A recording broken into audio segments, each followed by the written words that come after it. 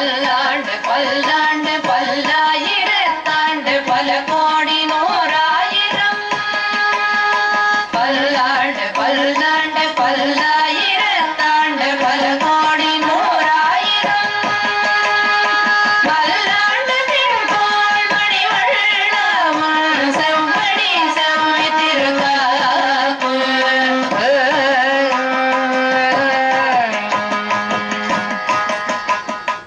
अस्मद्गुरुसमारम्भाम् यतिशेखरमध्यमाम् லக்ஷ்மீவல்லபபர்யந்தாம் வந்தே குருபரம்பராம்.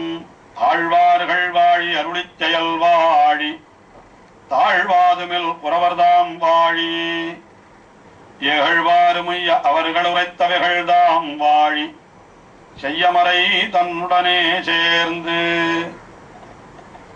கிருஷ்ணானுபவத்தை பறக்கச் செய்த பெரியாழ்வார் எம்பெருமானுடைய அச்சாவதாரங்களையும் அனுபவிக்க தொடங்கினார். திருக்கோட்டியூர் திவ்ய தேசத்தை அனுபவிக்கின்ற பொழுது எம்பெருமானுடைய திருநாமங்களை சொல்லுபவர்கள் எவர்களோ அவர்கள் எந்தம்மை விற்கவும் பெறுவார்கள் என்று தெரிவித்தவர். அடுத்ததாக 4ஆம் பத்து 5ஆம் திருமொழியிலே அந்த திருநாமத்தை சொன்னால் நமக்கு கிடைக்கக்கூடிய பேரு என்ன பயன் கிடைக்கும், எப்படிப்பட்ட துன்பங்களிலிருந்தெல்லாம் நாம் விடுபடலாம் என்பதை தெரிவிக்கும் முகமாக இந்த 4ஆம் பத்து 5ஆம் திருமொழி அதிலே பாசுரங்களை அருளிச் செய்கின்றார். ஒவ்வொரு பாசுரத்திலேயும் மரண தருவாயிலே இவன் படுகின்ற வேதனைகளை எல்லாம் சொல்லி அப்படிப்பட்ட தருவாய் ஏற்படுவதற்கு முன்னமே பகவானுடைய நாமத்தை சொல்லலாமே என்பதாக பாசுரங்கள் அருளிச் செய்கின்றார். அதிலே 3ஆவது பாசுரத்திலே என்ன அருளிச் செய்கின்றார் என்னால், இவன் மரண தருவாயிலே கிடக்கிற பொழுது பக்கத்திலே இருப்பவர்கள் எல்லாம் நீ பொருளை எங்கே புதைத்து வைத்திருக்கிறாய் என்று அதை பற்றித்தான் கேட்பார்கள். ஆனால் அதை பற்றி நீ வாய் திறக்காதே, பின்ன என்ன செய்ய வேண்டும் என்றால் பகவானை நெஞ்சுக்குள்ளே நினை என்கிறார் இந்த 3ஆம் பாசுரத்திலே.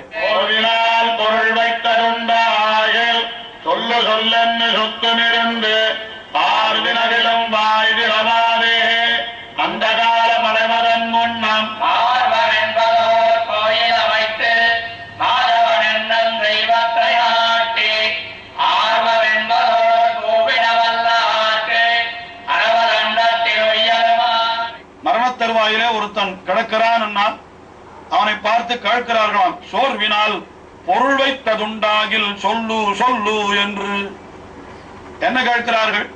சோர்வினால் மறதியினாலே எங்கேயான பொருளை மறைத்து வைத்திருக்கிறாயா, சொல்லு, எந்த இடத்திலே வைத்திருக்கிறாய், எந்த இடத்திலே பொருளை புதைத்து வைத்திருக்கிறாய் என்னும் உறவினர்களுக்கெல்லாம் இதுதான் முக்கியமான விஷயம் தெரிந்து கொள்ள வேண்டும். ஐயோ, இவன் நல்ல கதிக்கு போக வேண்டுமே, இவனிடத்திலிருந்து நாம் பெறுவது என்ன இருக்கிறது, இவன் நம்மையும் உஜ்ஜீவிக்கும்படியாக ஏதாவது இவன் நல்ல காரியத்தை செய்திருக்கிறானா என்று இப்படியெல்லாம் நினைக்காமல் அவனை பார்த்து கேட்கிறார்களா, பொருள் வைத்ததுண்டாகில் சொல்லு, பொருளை எங்கேனும் வைத்திருக்கிறாயா, சொல்லு சொல்லு என்று அவனை அலைக்கழிக்கிறார்களாம். அதுவும் சோர்வினால், சோர்வினால் என்றால் மறைப்பு, மறதி, சோர்வு என்றால் மறப்பு என்றும் ஒரு பொருள் உண்டு.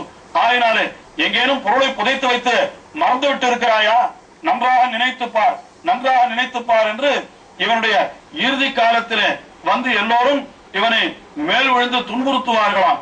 அப்படி யார் வினவிலும் வாய் திறவாதே, யார் வந்து வினவினாலும் கூட அப்பொழுது வாயை திறக்காமல் இருந்து கொள்ள வேண்டும். வாயை திறக்கவே கூடாது, அதை பற்றிய சிந்தையே அப்பொழுது நமக்கு செல்லக்கூடாது.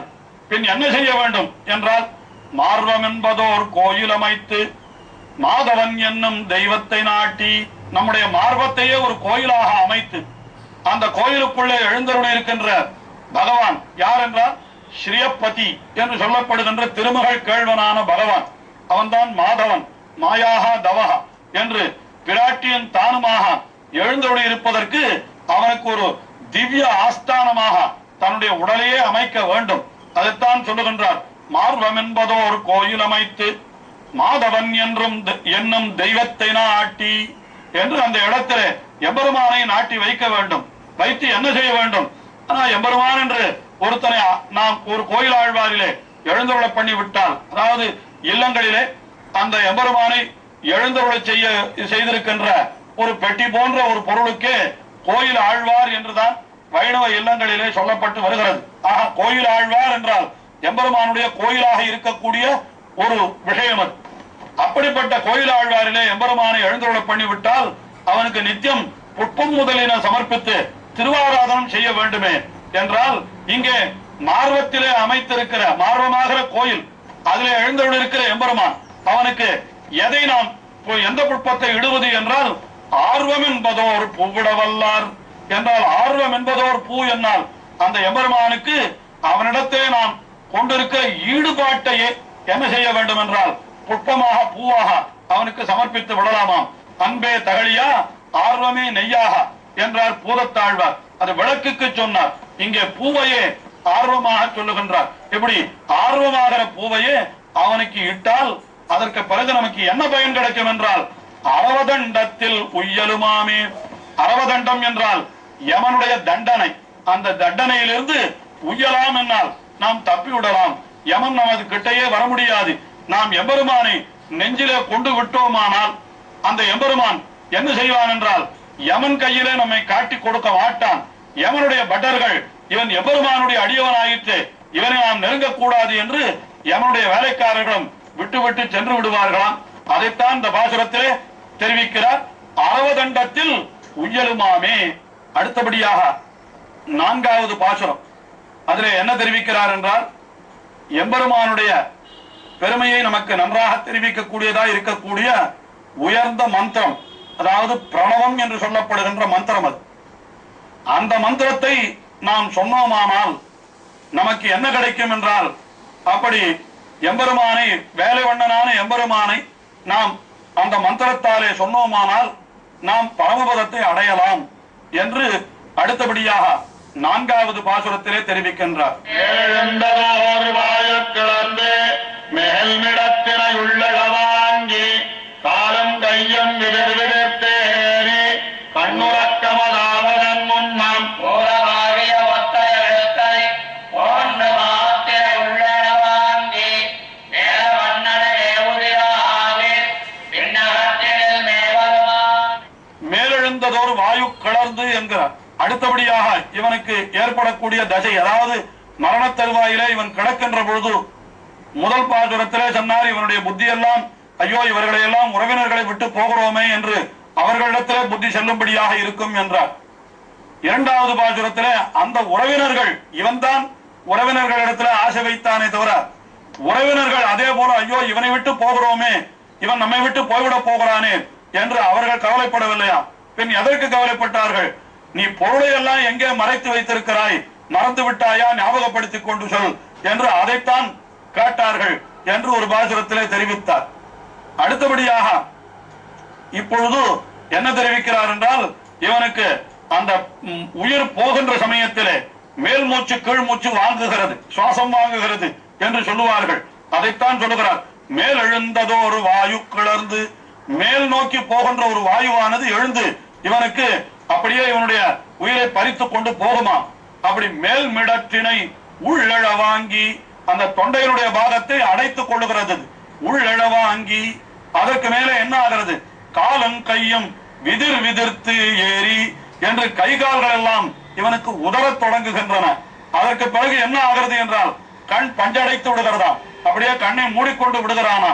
இதெல்லாம் இவனுக்கு மரண தருவாயிலே ஒருவனுக்கு ஏற்படக்கூடிய விஷயங்கள். ஆஹா, மேலெழுந்ததொரு வாயு கிளர்ந்து மேல் மிடற்றினை உள்ளழ வாங்கி காலம் கையும் விதிர் விதிர்த்து ஏறி கண்ணுறக்கமது ஆவது என்று இதுதான் இவனுக்கு மரண தருவாயிலே ஏற்படக்கூடிய நிகழ்வுகள். அப்படியெல்லாம் ஆவதற்கு முன்னாலே நீ என்ன செய்ய வேண்டும் என்றால் மூலமாகிய ஒற்றை எழுத்தை என்றார். எல்லாவற்றுக்கும் மூலமாயிருக்கக்கூடியது எது? சகல வேதங்களுக்கும் மூலமாயிருக்கக்கூடியது எது என்றால் அதை ஒற்றை எழுத்து என்று சொல்லுகின்றார். அது ஓர் எழுத்து, ஒரே எழுத்து தான். அது என்ன எழுத்து என்னால் ஓம் என்கிற பிரணவம். அந்த பிரணவம் என்கிறது ஒற்றை எழுத்தது. அந்த ஒற்றை எழுத்தை எப்படி சொல்ல வேண்டும் என்றும் பெரியாழ்வார் நமக்கு காட்டி கொடுக்கிறார். அந்த ஒற்றை எழுத்தை 3 மாத்திரை உள்ளழ வாங்கி அந்த பிரணவத்தை சொல்லுகின்ற பொழுது அது 3 மாத்திரை உள்ள மந்திரமாக, அதாவது 3 மாத்திரைக்கு குறையாமல் அதை ஓம் என்று அப்படி இழுத்து சொல்ல வேண்டுமா? ஏன்னா அப்படி சொன்னால்தான் உயர்ந்த பலன் கிடைக்கும். சாஸ்திரங்களிலே சொல்லப்பட்டிருக்கிறது. மாத்திரை என்றால் அந்த எழுத்தை உச்சரிக்கின்ற காலத்தினுடைய அளவை குறித்தது. குறில் என்றால் ஒரு மாத்திரை, நெடில் என்றால் 2 மாத்திரை என்றெல்லாம் கூட சிலது சொல்லுவது உண்டு. அதுபோல இந்த ஒற்றை எழுத்தையும் கூட அந்த பிரணவத்தை ஒரு மாத்திரை உள்ளதாக பிரணவத்தை சொன்னால் அவனுக்கு இந்த லோகத்தினுடைய இன்பங்கள் கிடைக்குமா? 2 மாத்திரை அந்த பிரணவத்தை நீட்டி சொன்னால் அவனுக்கு சொர்க்கம் முதலிய மேலுலகங்கள் இருக்கிறதே, அங்கே இருக்கக்கூடிய இன்பங்கள் எல்லாம் அவனுக்கு கிடைக்குமா? சொர்க்கத்துக்கு போய் இன்பத்தை அனுபவிப்பானாம். ஆனால் 3 மாத்திரை அந்த பிரணவத்தை நீட்டி சொன்னானால் அவன் பகவானுடையதான பரமபதத்தையே அடைவானாம். ஆஹா, பிரணவத்தை சொல்லுகிற முறையிலே கூட ஒவ்வொரு விதமாக சொன்னால் ஓரொரு விதமான பலன் என்று சொல்லப்பட்டிருக்கிறது. ஆஹா, அப்படிப்பட்ட அந்த ஓம் என்கிற பிரணவத்தை 3 மாத்திரை அளவும் அதை நீட்டி சொல்ல வேண்டும் என்கிறார். மூலமாகிய ஒற்றை எழுத்தை 3 மாத்திரை உள்ளழ வாங்கி அப்படி சொல்லி வேலை வண்ணன் என்றால் சமுத்திரத்திலே பள்ளி, அதாவது கடலில் திருப்பார்கடலிலே பள்ளி கொண்டிருப்பவன் என்று, அல்லது திருப்பார்கடலை போன்ற, அதாவது கடலை போன்ற கருங்கடலை போன்ற நிறத்தை உடையவன் என்று சொல்லலாம். அப்படிப்பட்ட வேலை வண்ணனை மேவுதிராகில் அந்த மந்திரத்தை சொல்லி அந்த மந்திரத்திற்கு உள்ளீடான உட்பொருளான அந்த எம்பெருமானையும் நெஞ்சாலே நினைப்பீர்களானால் என்ன கிடைக்கும் உங்களுக்கு? விண்ணகத்தினில் மேவலுமாமே, பரமபதத்திலே போய் சேர்ந்து விடலாம் என்று இந்த 4வது பாசுரத்திலே தெரிவிக்கிறார். இன்னும் அவர் நமக்கு தெரிவிக்கிற விஷயங்களை அடுத்த நிகழ்ச்சியிலே பார்ப்போம்.